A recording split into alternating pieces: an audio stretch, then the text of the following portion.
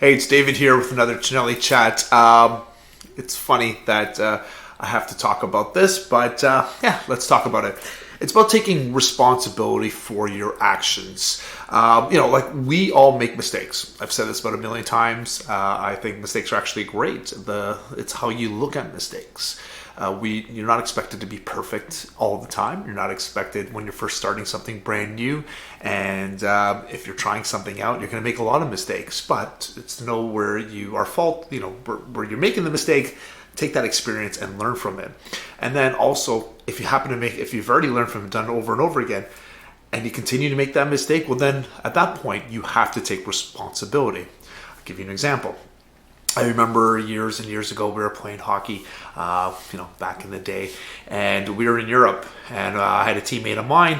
The rules were a little different, depending on where you go, different countries are sometimes different with certain rules. So there was this icing rule.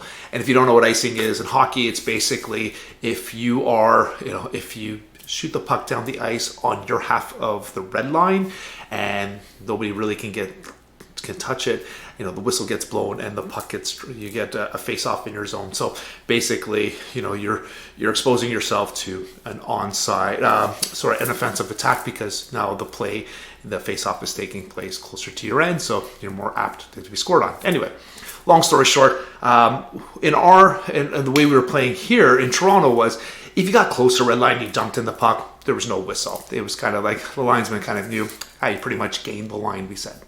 Well, in this kind of particular situation, the referees in Europe did not see it the same way. You absolutely had to cross that red line 100% for you to dump the puck in, for not to be a whistle and have the face-off in your defensive zone.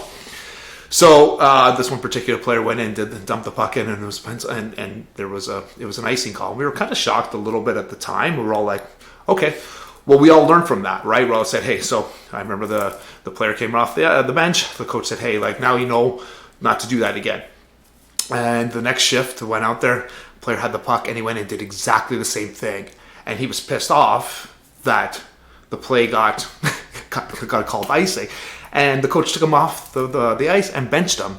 And again, he was like, he didn't understand. I'm like, listen, you made a mistake, and we all learned from it. Your partners went out, didn't make that mistake. You went out the second time, already knew the rules, knew that it was different in this area as opposed to where you were in the past, and you still made the same mistake. And you got benched for it, which means you didn't play the rest of the game. Whose fault was it? You can't blame the coach, you can't blame the linesman, you can't blame anybody else. In the beginning, when you don't know any better, then you can say, okay, assess the environment, find out what's going on, where was I at fault, and then make that change. So the next time you approach that situation, you're not making the same mistake over and over again. Unfortunately, this player didn't see it that way, and he didn't play much more after that. So again, my point on this one is, take onus of your mistakes. Yes, understand, make a mistake, figure out what that was, and then make sure moving forward you don't continue to repeat that same mistake and put yourself in the same hole over and over again.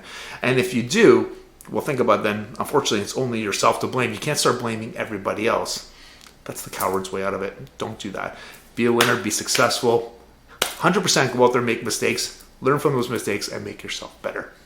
Sorry, this is a long one today, guys. Sorry about that. Have a great day. Bye for now.